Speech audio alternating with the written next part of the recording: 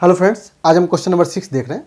Question number 6 में ये कह रहा है कि in figure 6.33 P Q and R S are two mirrors placed parallel to each other. एक मिरर ये है पी क्यू और एक मिरर ये है आर एस, दोनों एक दूसरे के पैरेलल है। ठीक है। An incident ray A B strikes the mirror P Q at B. एक रे है जो ए बी जो मिरर को बी पॉइंट पे स्ट्राइक करती है और फिर ये रिफ्लेक्ट करती है सी की तरफ, जो मिरर आर एस को सी पे स्ट्राइक करती है और फिर ये रिफ्लेक्ट होता है डी की तरफ। राइट, यही लिखा हुआ है कि an incident A B strikes the mirror P Q at B, the reflected ray moves along the path B C, इस तरफ आती है, and strikes the mirror R S at C and again reflects back along path C D. तो हमें क्या prove करना है कि A B parallel to C D, ये प्रूव करना है। ठीक है। तो देखिए, लास्ट क्लास में भी हमने देखा था कि कोई भी दो लाइन पैरेलल करने के लिए हमारे पास दो ऑप्शंस होते हैं। या तो हम उसको अल्टरनेट इंटीरियर एंगल, ये दोनों एंगल अगर इक्वल कर देते हैं तब भी ये दोनों लाइन पैरेलल हो जाती हैं, या नहीं तो अगर इसके बीच में अगर ऐसे लाइन दिया हुआ है तो इन दोनों एंगल का सम अगर 180 प्रूव कर देते हैं तब भी इसको क्या कहते हैं, को इंटीरियर एंगल। तो सम ऑफ को इंटीरियर एंगल अगर 180 डिग्री हो जाती है तब भी ये दोनों लाइन पैरेलल हो सकती हैं, या नहीं तो अल्टरनेट अगर जेड में बन रही है एंगल्स अगर ये इक्वल हो जाती है तब भी ये लाइन पैरेलल हो जाएंगी। तो यहाँ पे भी देखिए यही है कि ये जेड बन रही है एक्चुअली, तो ये लाइन इसके पैरेलल करना है। तो इसका मतलब अगर किसी तरह हम ये एंगल अगर इसके इक्वल कर दें तो ये लाइन पैरेलल हो जाएंगी। Right, okay. तो इसको करेंगे कैसे? तो सबसे पहले हम ये देखते हैं, पहले एक कंस्ट्रक्शन करनी होगी।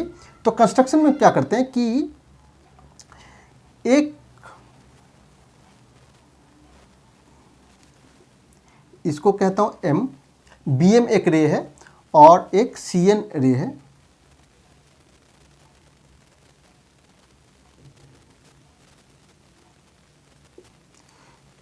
तो बी एम रे पी क्यू पे परपेंडिकुलर है और सी एन रे आर एस पे परपेंडिकुलर है। तो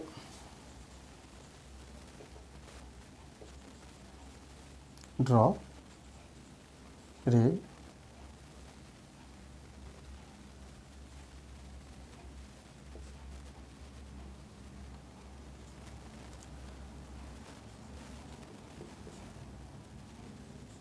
ठीक है, ये परपेंडिकुलर है। अब देखिए क्या है कि अगर ये देखिए ये दोनों लाइन पैरेलल है, ये मिरर पैरेलल है और यहाँ से एक परपेंडिकुलर मैंने यहाँ पे डाला, दिस इज बी और दिस इज एम। ठीक है, यहाँ पे एक परपेंडिकुलर डाला और यहाँ पे परपेंडिकुलर डाला हमने सी और दिस इज एन। ठीक है, तो अगर पैरेलल लाइंस पे अगर दो इस पे ये परपेंडिकुलर है इस पे ये परपेंडिकुलर है, दैट मीन्स ये दोनों लाइन भी पैरेलल हो जाएंगी। क्यों होंगी वो अब देखते हैं। देखिए क्या होता है कि ये दोनों लाइन पहले से पैरेलल है, तो इस लाइन को मैं यहाँ तक ज्वाइन कर देता हूँ। राइट, तो ये दोनों लाइन पैरेलल है तो ये दोनों एंगल क्या हो गए, को इंटीरियर एंगल। तो दोनों एंगल का सम कितना होगा 180, और ये ऑलरेडी 90 डिग्री दिया हुआ है क्योंकि ये परपेंडिकुलर है, तो ये भी कितना होगा 90 डिग्री। तो ये भी 90 डिग्री हो गया। अब यहाँ बात करते हैं, ये भी कितना है 90 ऑलरेडी, तो इन दोनों एंगल का सम भी कितना हो गया 180। तो ये भी को इंटीरियर एंगल्स है, तो इसका मतलब ये लाइन इसके पैरेलल हो गए। ठीक है, तो इसको हम इस प्रॉपर्टी को हम यूज करेंगे। ठीक है, तो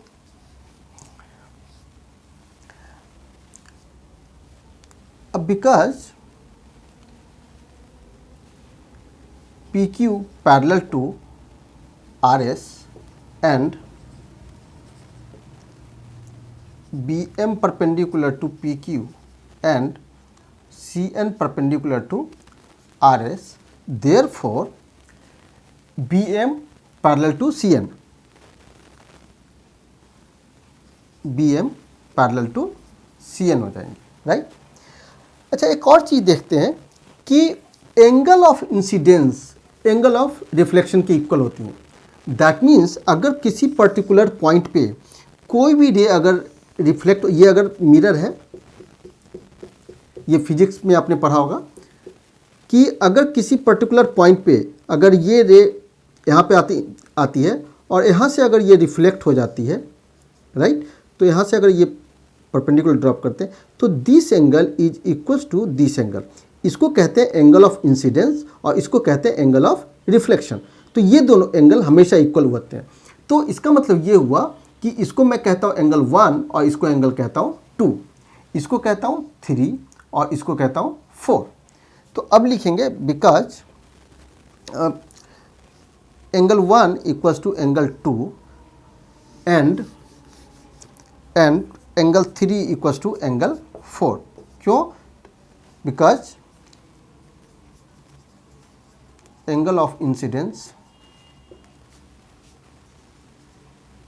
equals to angle of reflection. ठीक है, इसलिए एंगल 1 2 के इक्वल हो गया और 3 4 के इक्वल हो गया। अब देखिए हमने क्या किया कि बी एम पैरेलल, इसको इन दोनों को पैरेलल कर दिया। तो ये देखिए अब एक चीज़ देखते हैं, कुछ इस तरह की लाइन बन रही है। This is M, this is B, this is C और दिस इज एन, राइट। ये दोनों लाइन अगर पैरेलल हैं तो इसका मतलब क्या होगा कि ये दोनों एंगल इक्वल होंगे, क्योंकि ये जेड में बन रही है एंगल, राइट ना। तो ये ऑलरेडी पैरेलल दी हुई है, तो इसका मतलब ये एंगल इसके इक्वल हो जाएंगे। That means angle 2 equals to angle 3, right. Now because B M is parallel to C N, therefore angle 2 equals to कितना होगा? एंगल 3। क्यों? Alternate interior angle.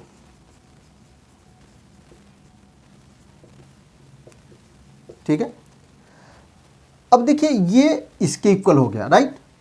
और 2 किसके इक्वल है? 1 के। तो अब क्या करते हैं, इसी को मल्टीप्लाइंग बोथ साइड बाई 2 कर देते हैं।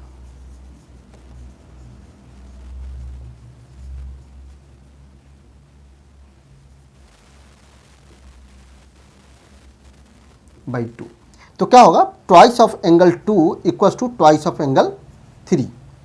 अब देखिए अगर मैं ये कहता हूं कि 2 की वैल्यू अगर 30 डिग्री है, राइट, तो ये टोटल कितनी हो जाएगी? मल्टीप्लाई करेंगे तो कितनी हो जाएगी? 60 degree, right.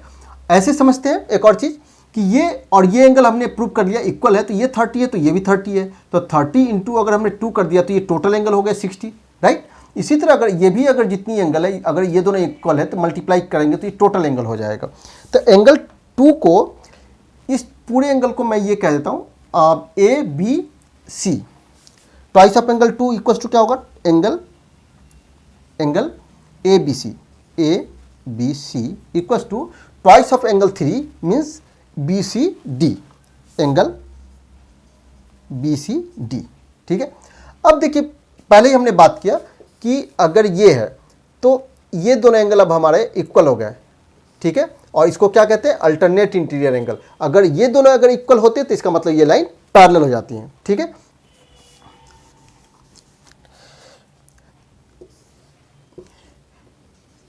but these are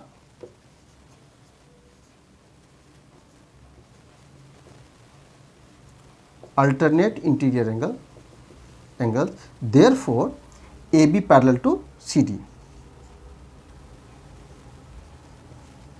ये प्रूव हो गया। ठीक है,